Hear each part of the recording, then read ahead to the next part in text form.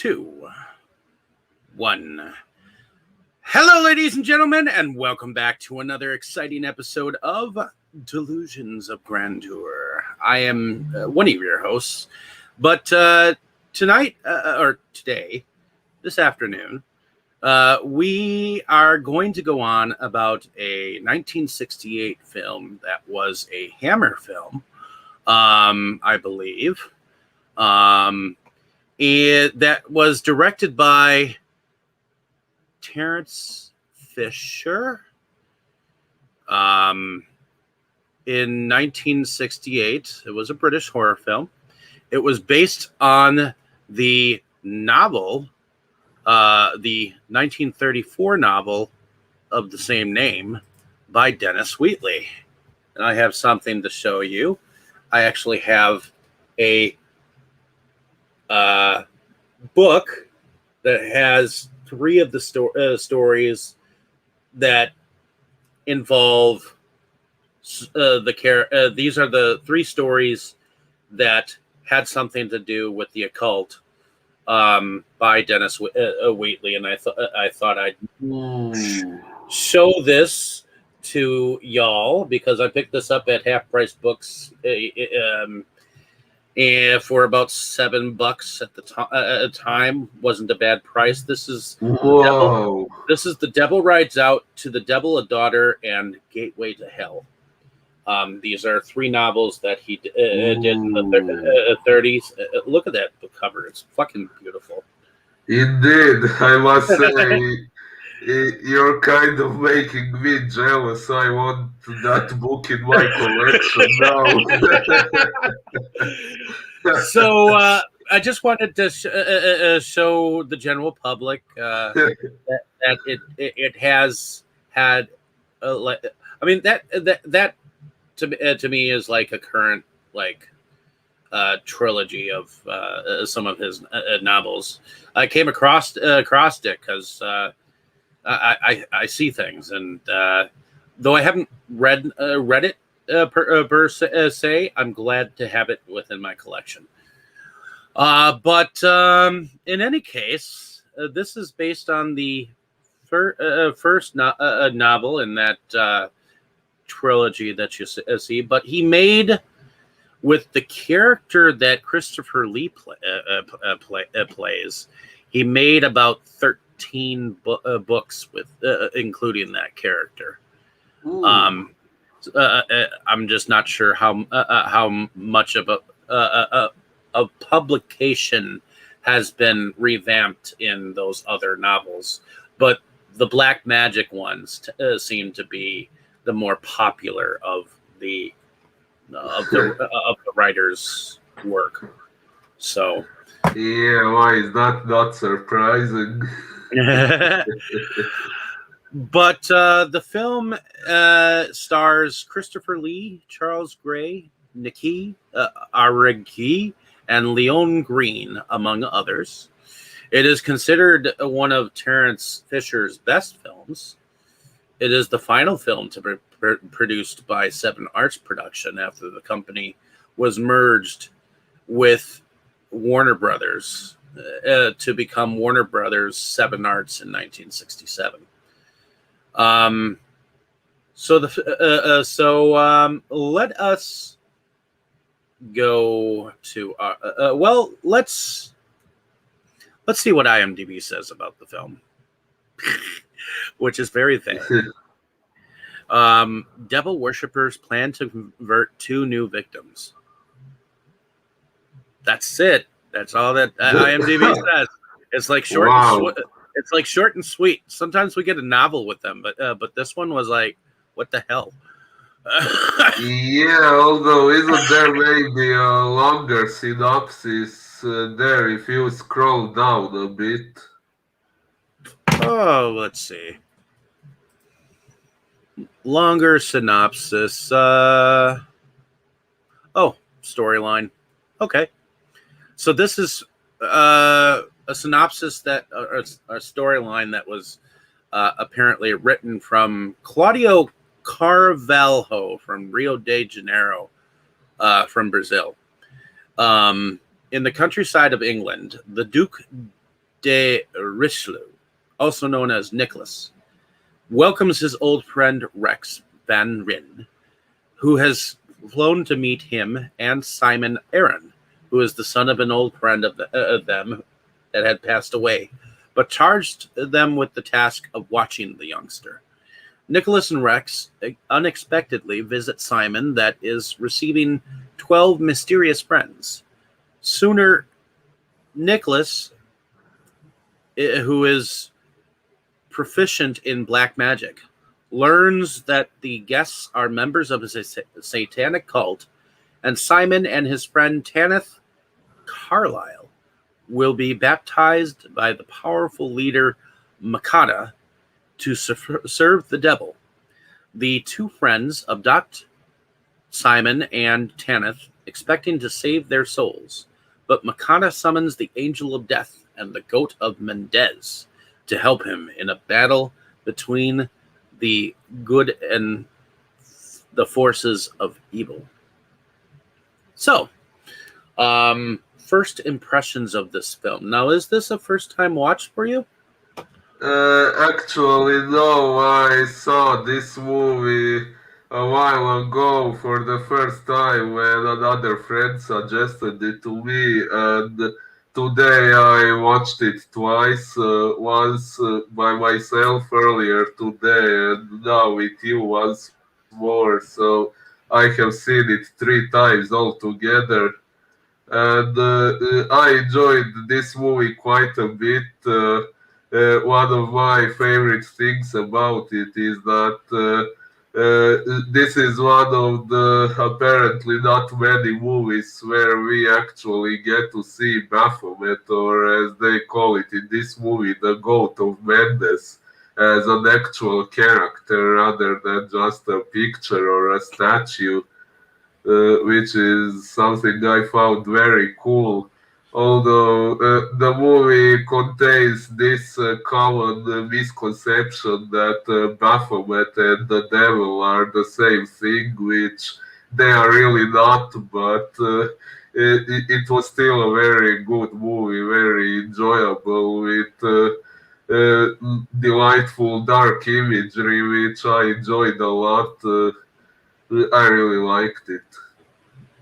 I myself, after hearing about this some years ago, I sought it out and found that it was extremely out of print from Anchor Bay Entertainment. It was on a double feature at one point, which I started to collect some of the double features from Hammer, which were on Anchor Bay Entertainment. And I guess I thought that this was Hammer, but I guess this is from Seven Arts. So I'm not exactly sure. Maybe it was Hammer. It was part of Hammer. Seven Arts might have been a string of a company from Hammer before Warner Brothers took it over at one point in time. Possibly, I wasn't doing much research on that. Well, regardless, I finally found a copy for like $20, but my copy is in one of these bins over here that you can see, and I just wasn't proficient enough to find it. I tried checking my T section over here because I put my things in at least somewhat of an alphabetical order. So when I tried to look for it on the shelves here, I did not come across it. So it's got to be in one of these bins. But regardless, I have a copy of it, and I picked it up for relatively cheap at the time, since it was going for over $100 or more. It was going. Even the double features were going into like the 130s, almost close to like 200 at the time. That is insane. An insane price for the collector's delight, so to speak. But in any case, I found a copy and I watched it, and I have since watching it, have watched it again, and today I watched it at least a third time with you. So, You um, saw it 3 times today. no, I saw it Oh, some years back when I picked it up sorry, I misunderstood. about 7 years ago, and then I've watched it another time since then. Because when I picked up the book, I had to go and watch the movie again. It reminded me of it. So, and then Makes sense. today I watched it with you, and I have enjoyed it. I have enjoyed it every time, mainly because normally you do not see Christopher Lee in playing a good guy. Oh, y- yeah. Normally, you see him playing a bad guy, where he has played Hammer's Dracula over and over.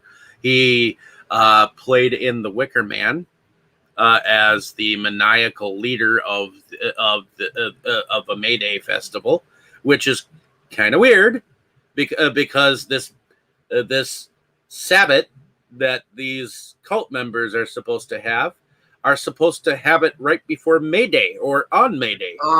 Yeah, April 30, that's so-called Walpurgisnacht. That is, by the way, also the day when Anton LaVey founded the Church of Satan. And I think it has multiple other meanings, but I don't remember them all from the top of my mind. I would have to look it up. But yeah, April 30 or Walpurgisnacht. I also heard it's called Hexennacht. It's a significant date in Satanism, so that's probably why. Oh yeah, so there are definitely some Satanist vibes in this movie. So let us look at the characters here. So we have a party going on in the very beginning of this movie. But before we go, let's see if I remember correctly. Duke de Richlau is played by Christopher Lee, and he and his friend Rex Van Ryn, played by Leon Green, um, are driving in a car to a specific home of their ward. I would say, um, who is Simon Aaron, who was played by Patrick Mower. Um, what do you think about Christopher Lee, his character, the Duke de Richelieu? Well, now that I know there are multiple stories about him and I have seen only this one, I'm kind of curious about how the other stories develop his character. But as far as we have seen here, he seems okay, maybe a bit stereotypical good guy fighting the forces of evil, but there might be more to him in other stories that I haven't read or watched. most definitely. I mean, I did not expect Christopher Lee to be on the side of good. To be honest, when I first saw this movie, I was like, "Huh, he's playing a good guy." I mean, Yeah. I'm so used to him bearing vampire teeth or fighting Gandalf the Grey in the Lord of the Rings, or uh, things of that nature. Of course, that was later on in his career, but I definitely did not expect him although his knowledge of the black arts kind of puts him on a darker side. But he was using using them in the name of God, which was different. So, Yeah. and then Rex is I guess his friend, but also I guess they were both friends of Simon's father, from probably from school, from back at their college or whatnot. They mentioned it, but it was a specific like French name or something like that. That I was trying to catch it, but it was a very eloquent name. Yeah.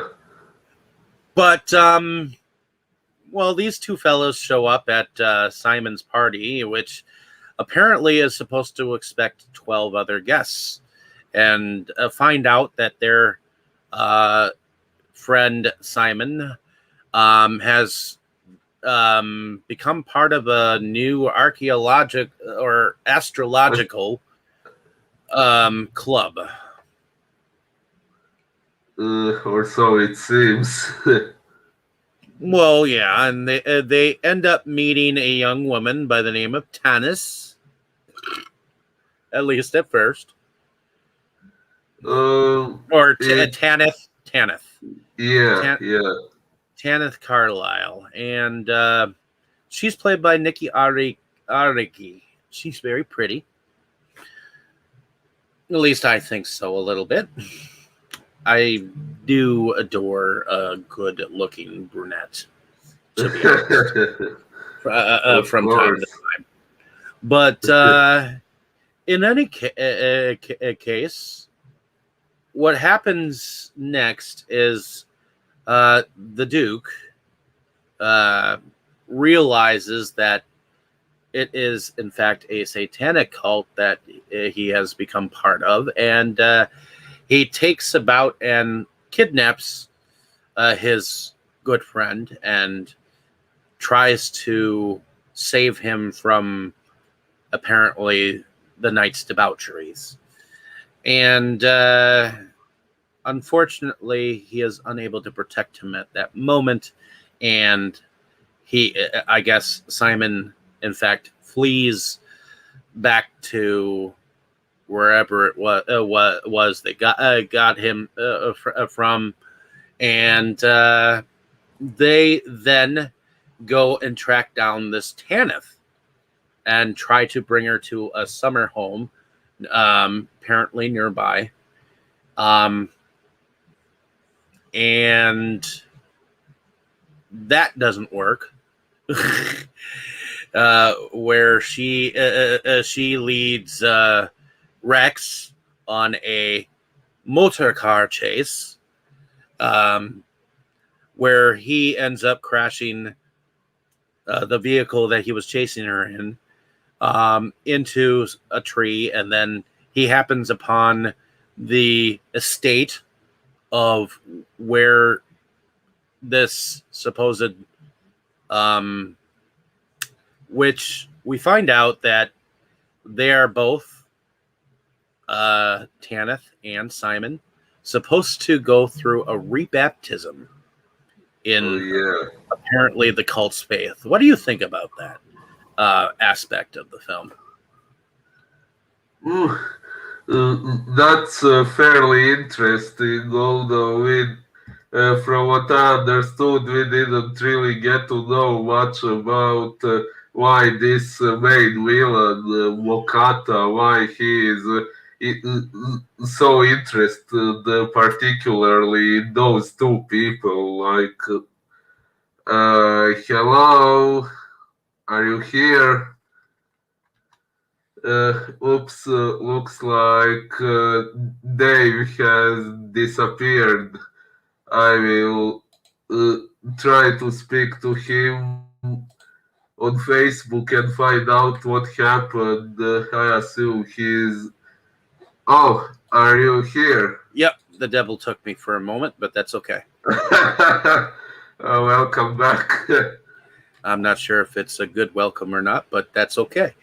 In any case, we shall continue. So, before they even got that chase going on, um, there was an interesting moment where they found this basket of chickens in the place upstairs, and um, in where the telescope was supposed to be in his observatory, and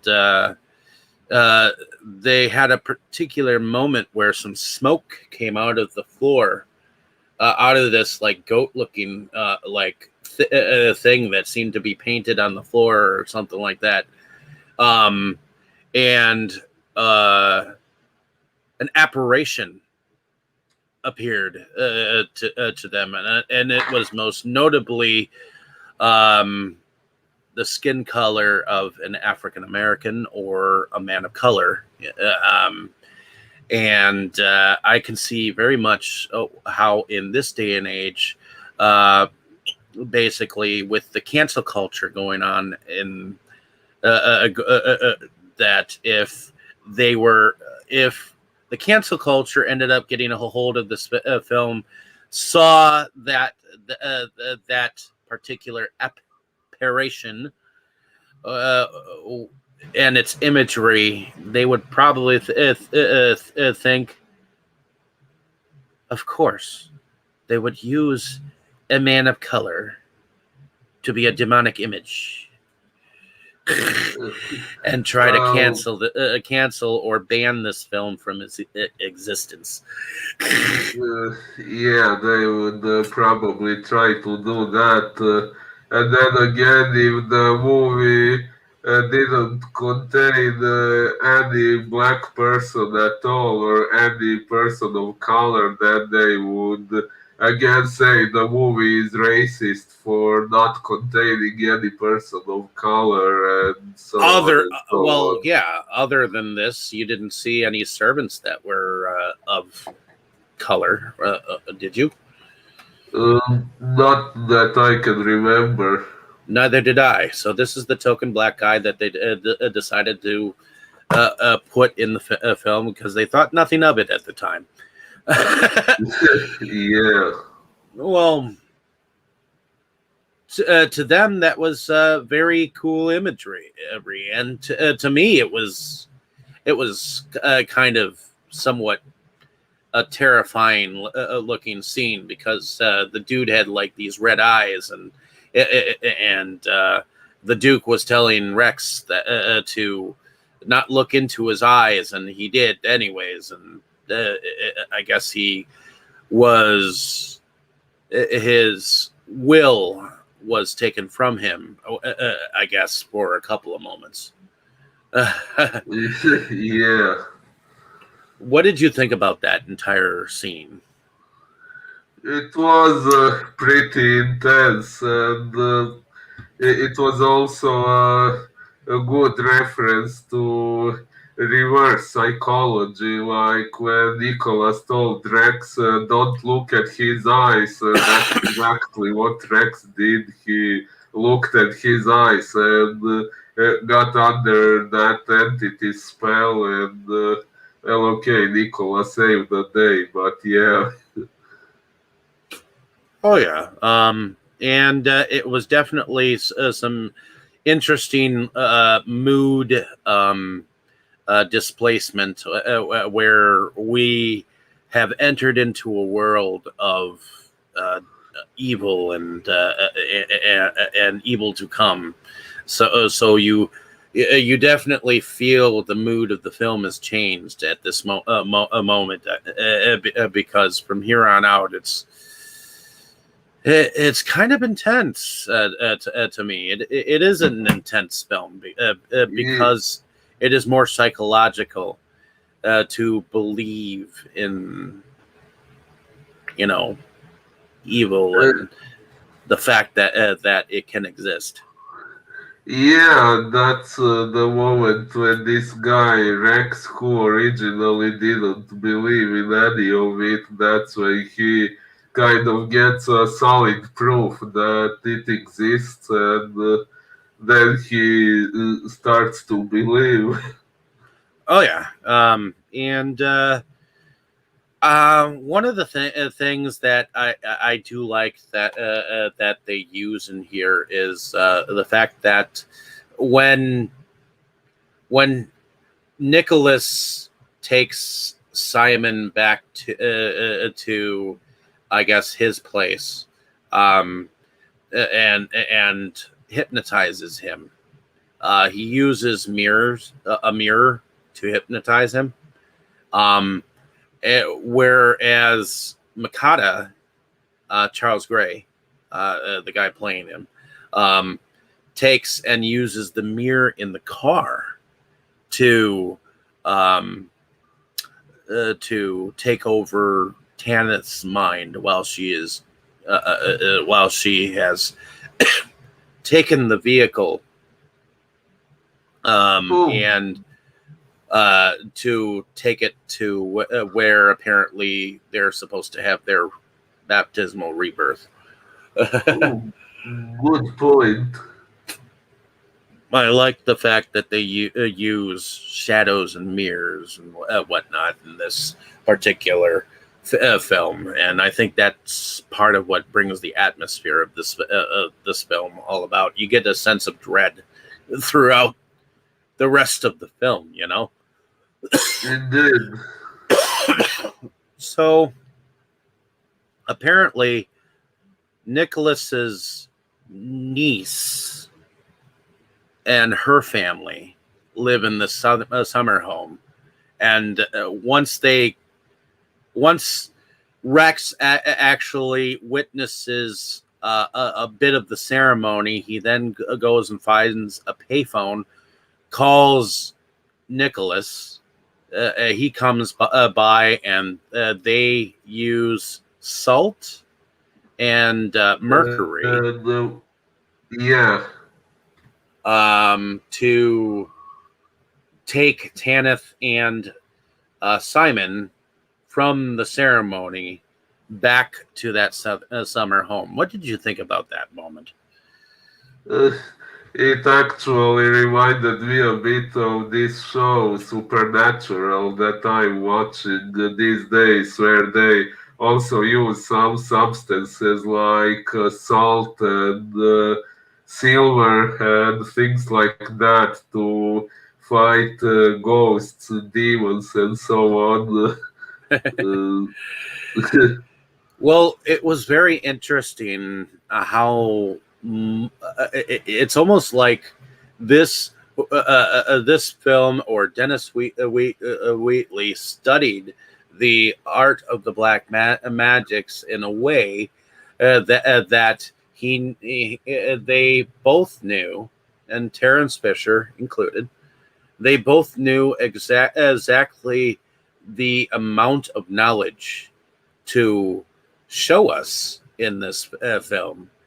I mean, to show us that these ceremonies can be real. You know, So all these details they used, is it all really accurate to the general magic lore, which I don't really know much about. Although and I yet, do and like. yet you do have your own Baphomet altar. Well, not quite an altar because in my room, I don't really have space for something like that. But I do have a Baphomet statue. I actually brought it here to show it. And that's something that we saw in the very beginning title, the credits scene. In In fact, it looks fairly similar to the cover of the book, doesn't it? Yeah, although one detail that I noticed in the movie is you see on this cover, your Baphomet has nothing on the forehead, while this one and most Baphomets has a pentagram, while the one in the opening credits of the movie had a hexagram, like a 6 point star. Okay, which is interesting. And then,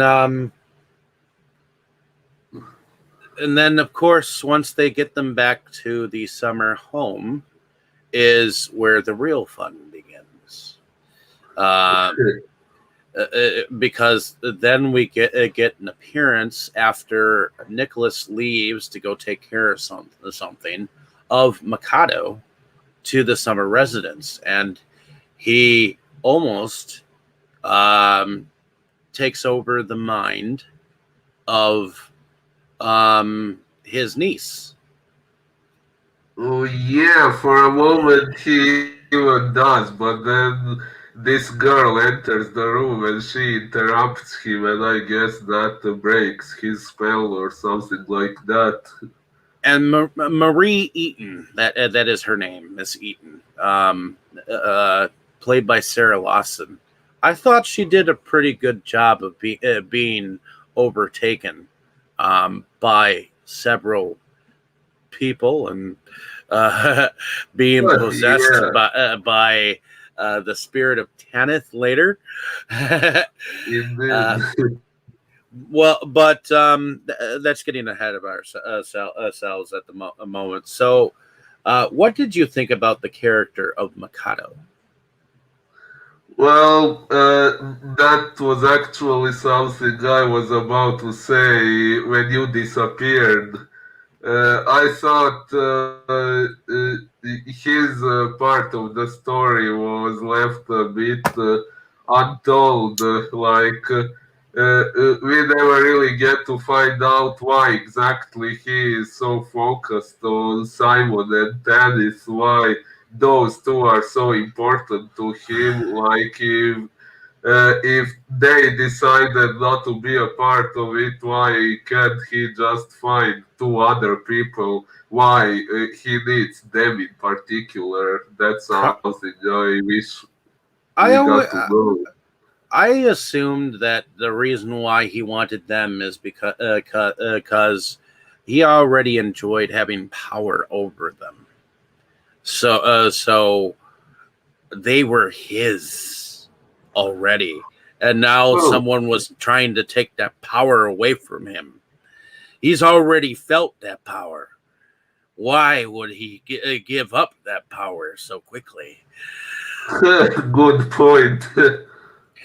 So, of course, he's going to try to get back his children, as he puts it, because he calls him my son later when he comes back. Oh, yeah, yeah, good point. And he kind of gave off a kind of Jim Jones kind of, you know, stature in a way where he seemed like he had quite the control over his members so far, and cult leaders tend not to be so forgiving about members trying to leave. Oh, yeah, I guess. A totalitarian leader, once he has your mind, it is his. And it is his to do with as he pleases, even if it's not for whatever deity that they believe in. No matter what, you're under his control. So now you do as I say. And if you don't, you die.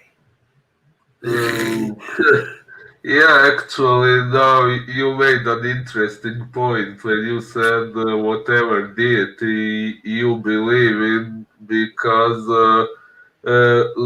we actually see they mention multiple deities from multiple different mythologies, which in turn does make me wonder what exactly they believe in. Like, there is this one moment when Dennis mentions she is waiting for her satanic baptism, which makes us think they worship Satan himself.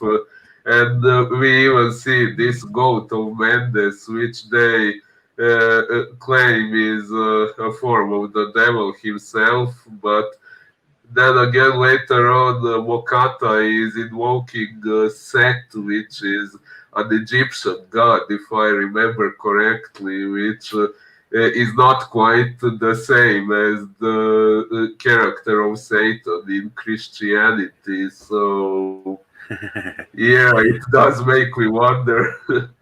Well, and the Eatons have a daughter by the name of Peggy, um, who is played by Rosalind Landor. Um, so the only reason why Mar Marie Eaton was able to get out from under the influence of Makata was the fact that her daughter Peggy came into the room and said, "Mommy," because her husband uh, Richard, who was also a skeptic, um, he was looking after Simon, and Rex Van Ryn, he was looking after Tanith Carlisle. And at the same moment that the daughter came in, Peggy, apparently Mikado or Makata was in fact controlling both of them to try to kill their or hurt the two gentlemen looking after them. So, what did you think about that particular moment? Was it frightening? Well, for today's standards, maybe not so much, or at least not to me after all the horror movies I have watched already, but I can see why back then, when the movie was made, it could have been quite a bit frightening. Yeah, it was. I believe for its time, it really um, it made it look effortless. You know, it made it seem like he really was making them do these things because when they opened their eyes and looked all like vacant, like zombies, you know, rising from the dead, uh, Indeed. uh, and whatnot, the it really did look real. So to me, I got a kick out of that, and I liked the fact that uh, this this film definitely didn't go by Hollywood standards.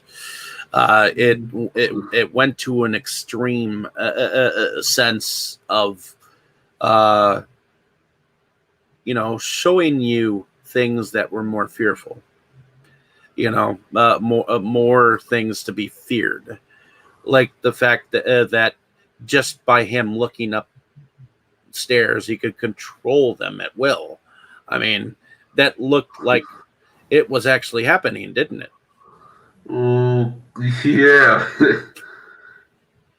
Yeah, and at that time, from what I understood, people were more superstitious, and it was easier to make them believe in something like this than it would be nowadays. So, Oh yeah, I could definitely see that this would be a good drive-in feature.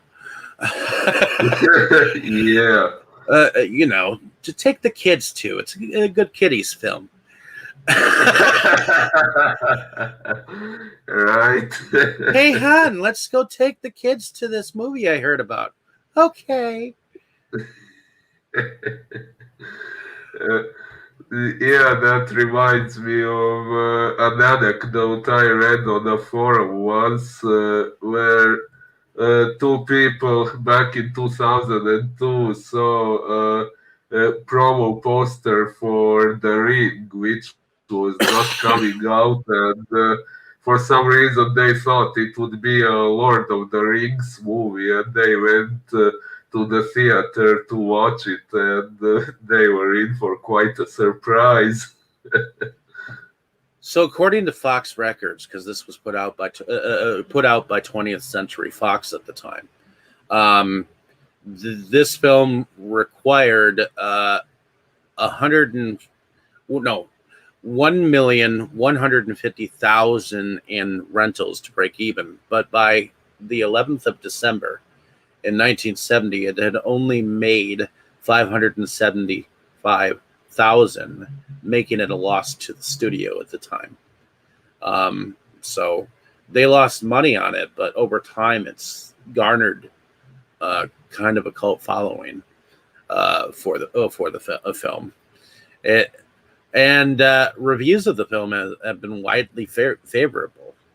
Apparently, on Rotten Tomatoes, it's got a 93% fresh rating on Rotten Tomatoes. If you care about that kind of thing, I don't really care for Rotten Tomatoes, to be honest. Some of the films that they say are horrible, I've tended to like. So, well, I must admit I generally don't pay much attention to ratings because my impression of a movie tends to be different from what the majority thought about it. So yeah, there have been quite several movies that people said were horrible, and I enjoyed them a lot. So I I don't really let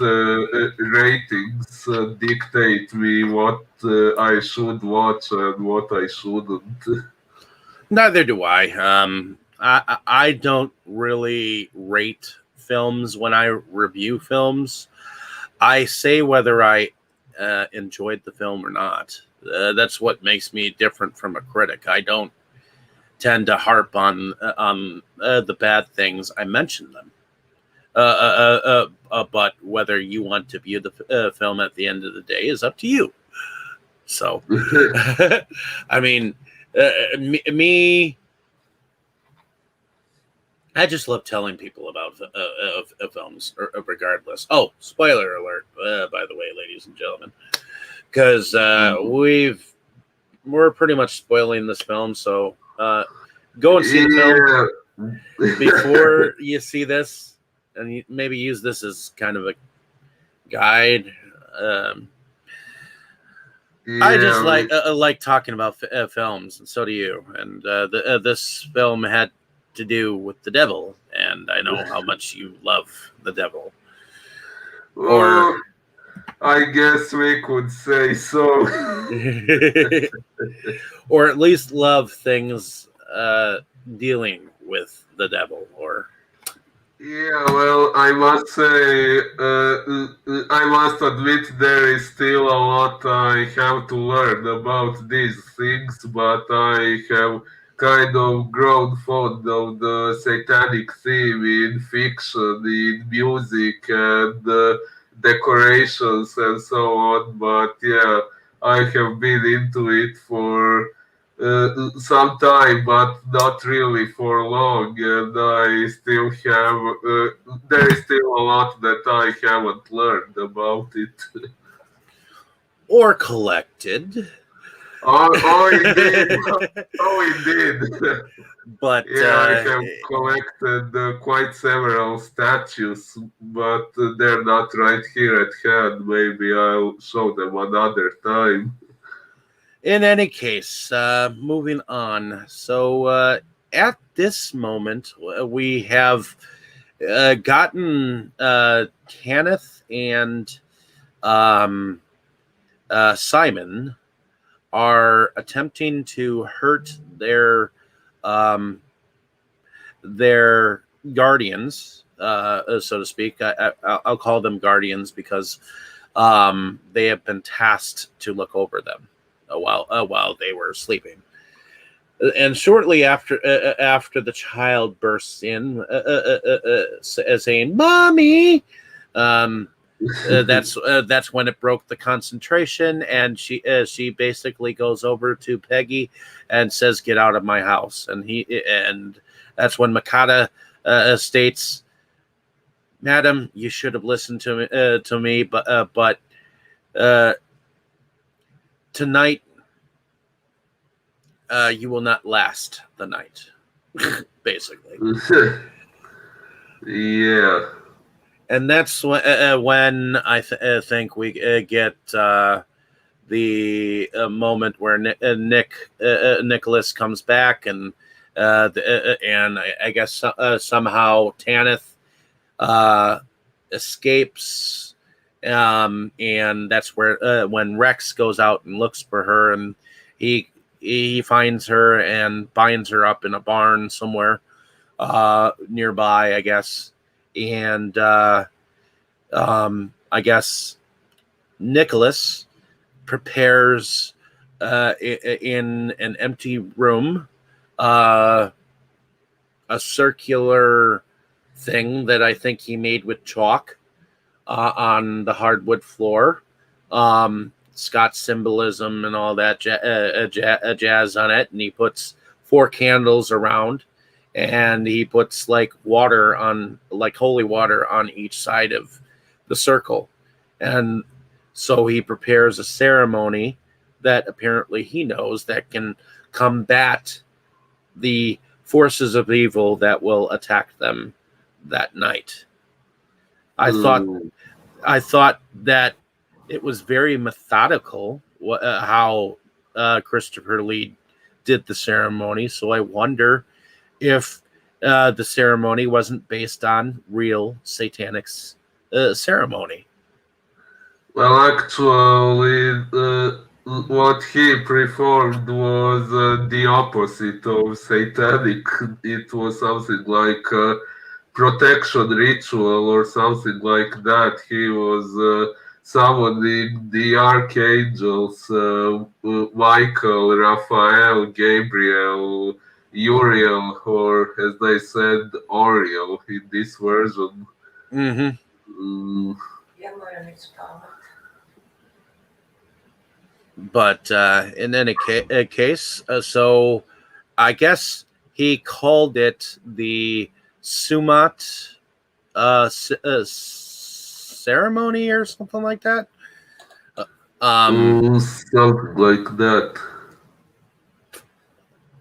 Which is basically a chant that he didn't use until like the very end. But the thing is, they started out lying on pillows with just fresh water between them, and the fact that Richard Eaton started started his stuff on not believing the whole thing and wanted to go get a drink.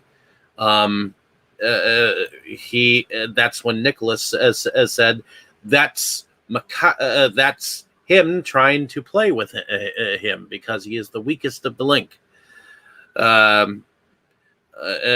Because you are a non-believer, you are a skeptic, so obviously he's going to start to work on you first. And then that's when he said, Richard, how many years have we been friends? Then I ask as a friend to stay with me in the circle tonight. And of course he agrees, I guess. Loyalty outwins at that moment. Yeah, I guess that's a reference to what some believers tend to say that Satan's greatest success was convincing humanity that he didn't exist. But in any case, then we get Simon, who has started to feel a chill in the room and started to hear things or feel things, and he starts to panic. And so I guess Nicholas holds him, and Richard decks him, and he's out like a light for a little bit. And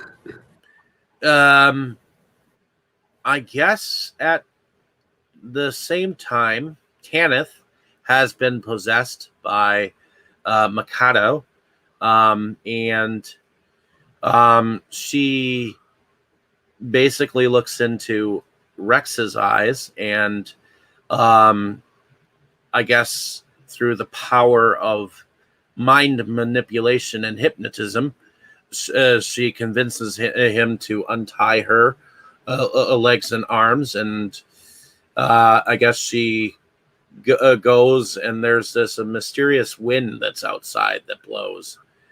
Um, Maybe not quite at this moment, but we see it in a little bit, and that's when things start to get spooky.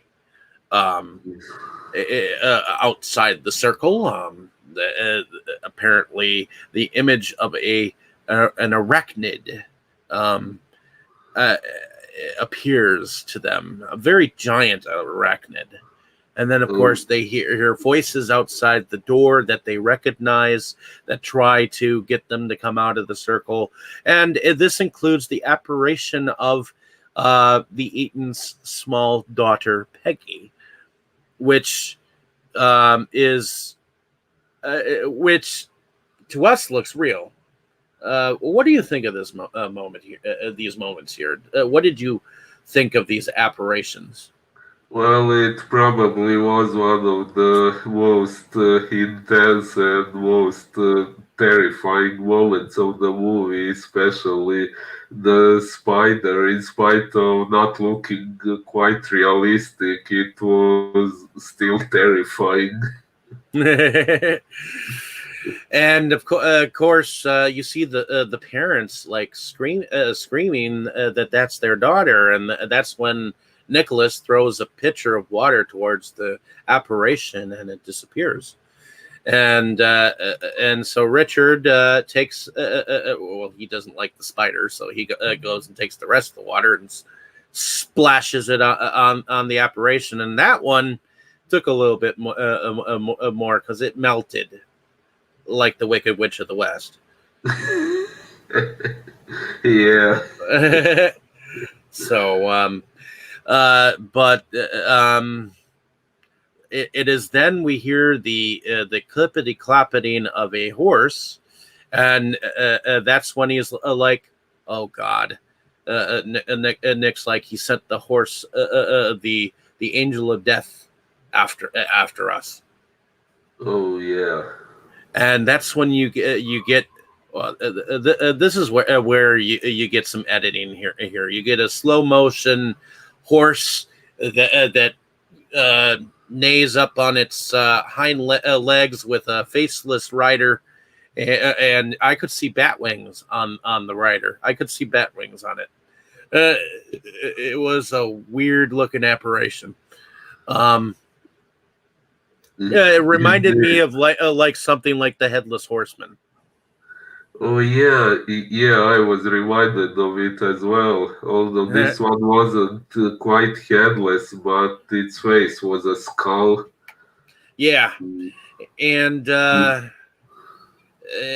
guess it apparently took the soul of Tanith at the end of the day, and Mikado went and stole their young daughter Peggy, and ferreted her way to a um, place that is guarded by the winged serpent, which we find out after Nicholas performs a ceremony to bring the soul of Tanith back through Mrs. Eaton to try to figure out the whereabouts of Mikado. What do you think about this whole ceremony and the fact that Tanith has been taken? What do you think about that as a whole? It was one of the definitely one of the most interesting parts of the movie. Although I thought in that scene, this guy Rex, who was supposedly in love with Tanith, he should have maybe shown some more emotions in that scene because he sees the soul of his loved one who is dead possessing another person's body and speaking through that person. So maybe he should have looked a bit more impacted in that scene. But yeah, Uh, it was. I tend to agree. The acting right there for him was kind of emotionless, at least up until the moment where, you know, he evidently didn't saw her suffering when he was trying to command her to go inside the place and figure out what was going on and where the child was and all that jazz. And he could have, I guess, in a sense, killed Mrs. Eaton if things weren't done right, depending upon Ooh, the hold on her mind. If well, I don't know. I don't remember them mention anything about the possible dangers for her.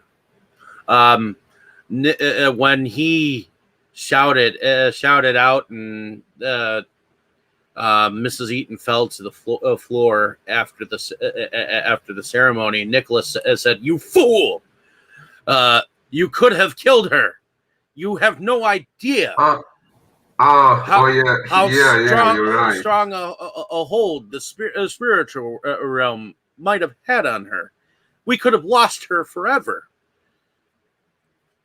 So Mm, I guess when the child went missing, Simon went off to the uh, house or residence where the cult was at, and I thought it was kind of weird how the gate opened for him, the door opened for him. There were some cool statues on the inside side of the place, and then you saw the serpent thing right above the door. That was pretty cool looking. oh, indeed. You know, I like statues a lot. And I guess once he gets there, everyone in that downstairs area, in the basement or cellar or whatever, was uh, there waiting for him in silence, and he was like, "Welcome, my son," or Uh, "Welcome back, my son." yeah, something like that. And on the altar is the child, apparently in some kind of a deep sleep. And he goes up to the altar and tries to tell him, "Hey, you don't need her anymore, do you? Well, we have you back, we don't have Tanith back, so we must have Tanith, basically." So, and he tries to stab him with a ceremonial knife, and which is his action is thwarted by the power of the mind that Makata seems to have over him. He seems to have that Dracula stare. Mm. you know, Indeed. and oftentimes when someone has mind control over you, uh, I, especially in these particular movies, it always seemed like they go to a close up of the eyes, and it's kind of a vacant stare, and it's to me, you see it in Dracula movies. To me, this was like the Dracula movie of satanic films. I do see why. But in any case, he tries to do something. His mind overpowers his, and that's when um, the family um, rushes in, and they try to do something, and it is in fact the spirit of Tanith that saves them um, Mm. by uh, telling Mikado right before he's about to stab her, um, that she says something to the fact that only a mind of pure of darkness can perform the ritual. Oh, something like that. Yeah, I don't remember the exact words, but she mentioned something about the one who loves with no desire, something like that. Yeah, one who loves with no desire and no darkness within her soul will be able to perform the ritual or something like that, which was a very cool line. I liked that line. And that's when we have Tanith's spirit in Mrs. Eaton's body, telling the child Peggy to repeat the mantra of that Summa whatever ritual. And once she says it, it's like immediately like you see the altar turn to fire and smoke, and everything seems to be burning like the towers of Babylon, and you see Mikado for a moment. He's like, and then you see everything crumble around him.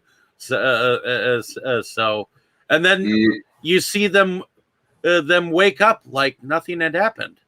It's like, what the hell happened?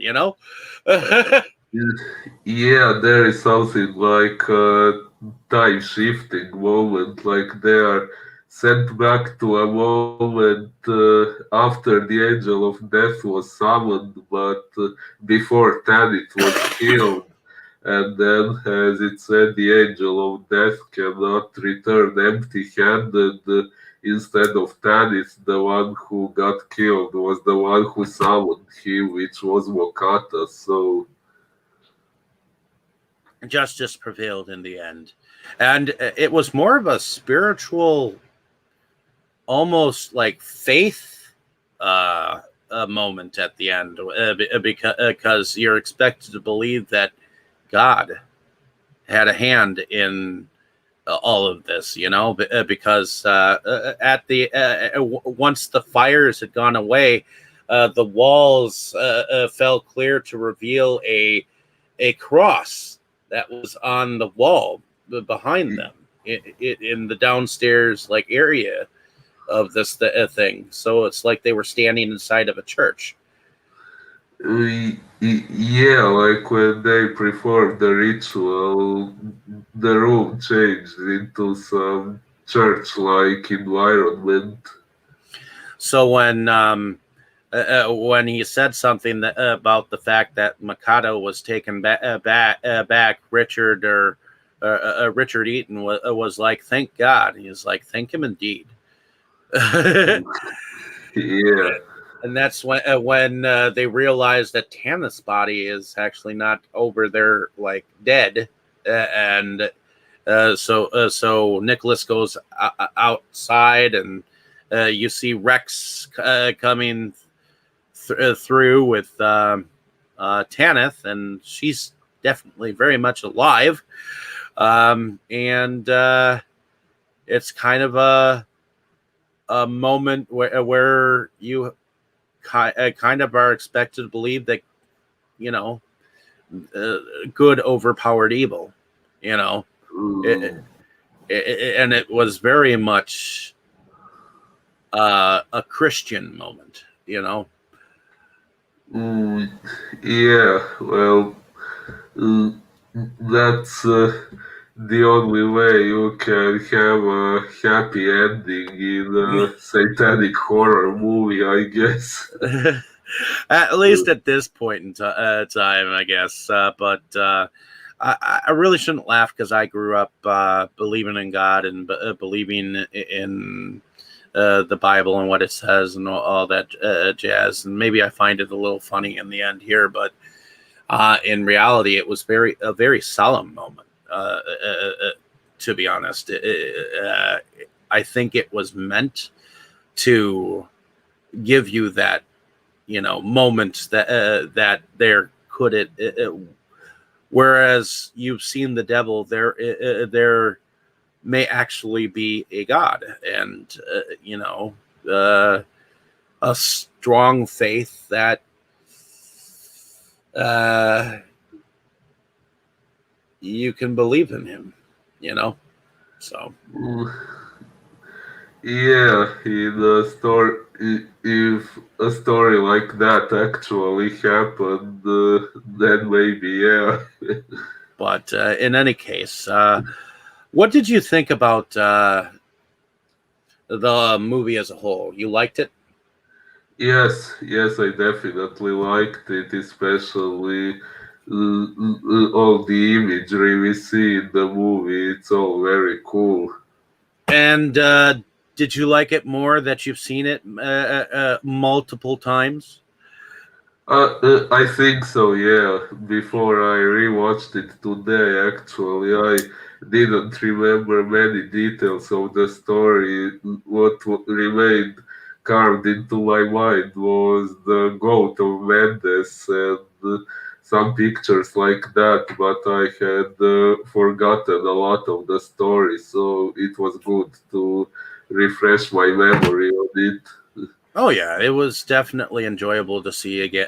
Again, I mean, I like the fact that when they found this book in a closet earlier, that he was like it was the Book of Solomon, and it's like, what is it valuable? It's invaluable. Yeah.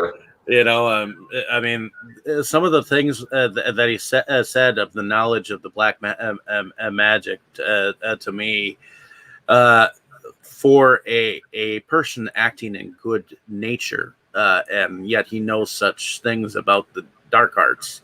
You know, I thought that was in I thought that was like a contradiction of his actor capabilities. But he definitely played the good guy really good too. I mean, it was weird because I was so used to him, like I said, being a bad guy. Suddenly, when he was good, I was like, really? I and understand. and yet I've heard he's such an affable, likable. He was such an affable and likable guy. When he died several years back, I was saddened. So, Indeed. but in any case, let us go to the favorite scenes. Well, I have already mentioned mine. It was the scene when the go to. I'm sorry, just a moment. Da.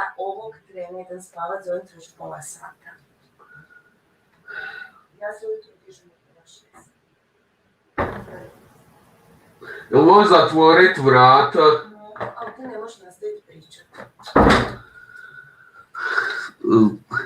I'm sorry, I'm here. So, what was your favorite scene? The scene when the goat of madness appeared. Okay, Mm. alrighty, and then I guess my favorite scene of the film is I would have to say one of them is the when the spirit Mendes comes through.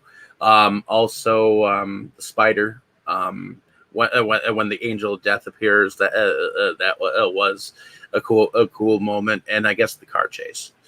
I can't just say just one because there are so many. Um, and I guess the moment when Tanith makes the little girl speaker mantra, and the whole place started falling apart like Babylon fell, so in any case, let's see the music. Let's take a look at the music. The music was done. I won't be too much longer. I think your mother came in and to tell you she's going to bed, right? Exactly. That's why I'm speaking in a lower voice. I apologize for that. Not a problem. So the music was done by James Bernard, and James Bernard looks like he was the composer of the horror of Dracula, Curse of Frankenstein.